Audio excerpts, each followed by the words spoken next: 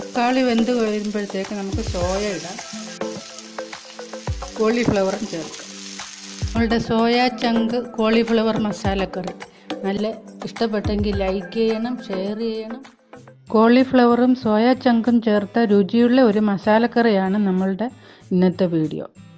അപ്പോൾ എല്ലാവരും അത് ട്രൈ ചെയ്ത് ഇഷ്ടപ്പെട്ടവർ ലൈക്ക് ചെയ്യുക, അതേപോലെ കമൻറ്റും ചെയ്യണം. ഞങ്ങളുടെ ചാനൽ സബ്സ്ക്രൈബ് ചെയ്യുകയും വേണം. അതിനായി ഞാൻ ആദ്യം കോളിഫ്ലവർ എടുത്തിട്ടുണ്ട്. അതൊരു കുറച്ച് സോയ ചങ്കും കൂടെ ചേർക്കുന്നതുകൊണ്ട് കോളിഫ്ലവർ വളരെ കുറച്ചേ എടുക്കുന്നുള്ളൂ. ഇത്രയും കോളിഫ്ലവറേ ഞാൻ എടുക്കുന്നുള്ളൂ. ഇനി ഒരു 10-35 സോയ ചങ്കും കൂടെ നമുക്കെടുക്കാം. ഇത്രയും ഫ്ലോറേറ്റ് ഞാൻ ഉപ്പിലിട്ട് കഴുകി വെച്ചു. ഇതിനി ഉപ്പ് വെള്ളത്തിലിട്ടൊന്ന് വേവിച്ചെടുക്കണം. ഇതൊരു 10-30 ബോൾ കാണും. ഇതിനായി എടുത്തു വച്ചേക്കുന്നത് ഇത്രയും സാധനങ്ങളാണ്. ഞാൻ അത് ഇടുമ്പോൾ ഓരോന്നോരോന്നായിട്ട് പറയുന്നുണ്ട്, തന്നെയല്ല ഡിസ്ക്രിപ്ഷൻ ബോക്സിൽ കൊടുക്കുന്നുണ്ട്.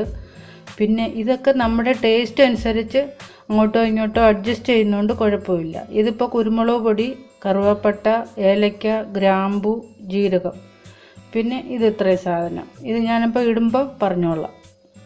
നമുക്ക് ആദ്യം കുറച്ച് നെയ്യ് ഒഴിക്കാം. ചൂടായ പാനിലോട്ട് കുറച്ച് നെയ്യ് ഒഴിക്കാം. കുറച്ച് കൂടുതൽ നെയ്യ് ഒഴിക്കുന്നതാണ് നല്ലത്.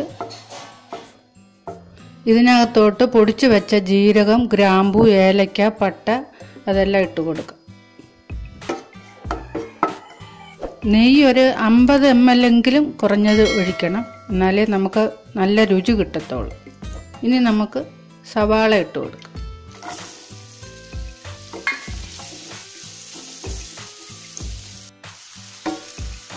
ഉള്ളി നല്ലപോലെ വഴന്നു. ഇനി പച്ചമുളകും വെളുത്തുള്ളി ഇഞ്ചി പേസ്റ്റ് അതും കൂടെ ഒഴിക്കേണ്ട. ഒരു 30 സെക്കൻഡ് ഒന്ന് ചൂടാക്കിയിട്ട് ഇനി നമുക്ക് മുളക് പൊടി, മഞ്ഞൾപ്പൊടി, കുരുമുളക് പൊടി അതെത്ര ഇടാം.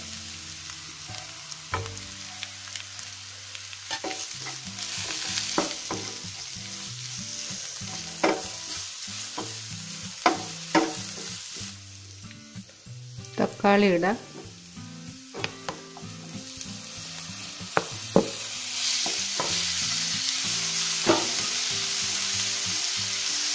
തക്കാളി വെന്ത് കഴിയുമ്പോഴത്തേക്ക് നമുക്ക് സോയ ഇടാം, കോളിഫ്ലവറും ചേർക്കാം.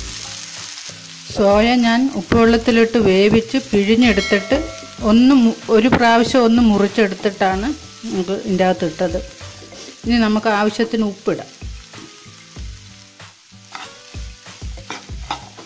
1 കപ്പ് വെള്ളവും ചേർത്ത് നമുക്കിതൊന്ന് തിളപ്പിക്കാം.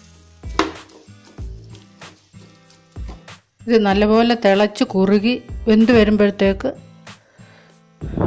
നമുക്ക് തീ കൂട്ടി ഒന്ന് വേവിച്ചെടുക്കാം. കറി വെന്ത് വരുന്നുണ്ട്. നമുക്ക് ഈ സമയത്ത് ഉപ്പ് അഡ്ജസ്റ്റ് ചെയ്യാം. തന്നെയുമല്ല, കൊഴുപ്പ് ഇച്ചിരിയും കൂടെ വേണമെങ്കിൽ നമുക്ക് 1 സ്പൂൺ കോൺഫ്ലവർ വെള്ളത്തിൽ കലക്കി ഇതിൻ്റെ കൂടെ ഒഴിച്ചു കൊടുക്കാം. അത് ഓപ്ഷണലാണ്.